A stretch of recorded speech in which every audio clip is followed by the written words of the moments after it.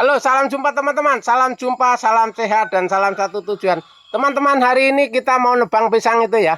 Kita mau nebang pisang ini karena sore nanti mau dimuat. Ini pisang Ambon teman-teman yang mau kita tebang.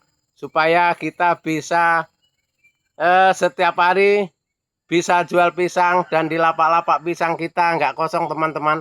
Karena kita kerja di pertanian ini sama kerja ngonten itu capeknya sama teman-teman, tapi kita jangan takut capek. Kalau sudah pegang ini nggak ada capeknya teman-teman ya.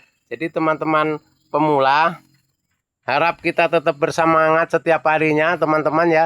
Jangan sampai malu dan minder ya.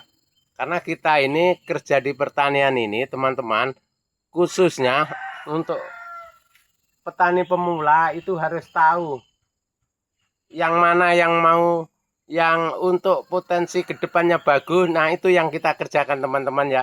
Jangan sampai kita untuk kedepannya yang bagus kita tinggalkan cari yang kedepannya suram. Itu jangan sampai ya. Karena apalagi khususnya teman-teman tani yang muda, teman tani muda yang belum paham tentang pertanian, belajarlah dari YouTube, dari Facebook yang pernah di pertanian ya teman-teman ya. Jadi untuk tutorialnya teman-teman tani pemula seperti ini. Nah, ini pisang sekali panen berapa ini. Nah, ini kunci utama teman-teman. Kunci utama itu hanya rajin dan telaten. Nah ya, ini ditinggal tidur, ditinggal kemana-mana, mau jalan-jalan kemana, waktunya panen-panen teman-teman. Kalau pisang itu. Nah, cuman pisang ini kurang lebih rawatannya lebih mudah daripada tanaman lain. Pupuk juga kurang teman-teman. Kalau ini mau perlu dipupuk mau enggak masalah karena udah mengandung pupuk. Untuk sampah mereka sendiri bisa untuk pupuk teman-teman. Sampah dia ini bisa untuk pupuk di pohon-pohonnya. Dari daun kering, dari bekas yang ditebang, terus sampah-sampah lainnya bisa untuk pupuk. Kalau pisang, kalau sawit kita nggak punya duit untuk beli pupuk, nggak dipupuk. Karena kalau panen, banyakan yang panen ini nggak dibelikan pupuk untuk membayar angsuran motor, untuk belanja akhirnya pupuknya lupa. Besok aja beli pupuk panen yang akan datang besok aja gitu terus akhirnya si sawit ini tadi marah nggak mau buah teman-teman karena pupuknya kurang. Jadi teman-teman yang mengurangi biaya itu lainnya pisang itu nggak ada ya. Kalau pisang termasuk hemat biaya karena pupuknya kurang, semprotnya enggak. Itu kalau budidaya pisang teman-teman. Jadi teman-teman yang punya lahan kosong, mari kita bersering, kita belajar tani di budidaya pisang. Karena di Kalimantan Timur ini kurang pisangnya daripada yang beli. Yang beli banyak. Karena di sini banyak ke Banjarmasin, banyak ke Balikpapan, pisang itu teman-teman. Jadi kalau teman tani semua mau budidaya tani, budidaya pisang, tanpa lahan luas teman-teman, di pinggir-pinggir aja. Seandainya tengah jagung atau cabai atau tomat ya, ini pisang cukup di pinggir aja, cukup di pinggir-pinggir aja supaya kita itu budidaya pisang itu berkelanjutan. Generasi tua nanti pensiun, generasi mudanya bisa nerusin gitu ya. Jangan sampai generasi tua yang semangat, generasi mudanya males, jangan.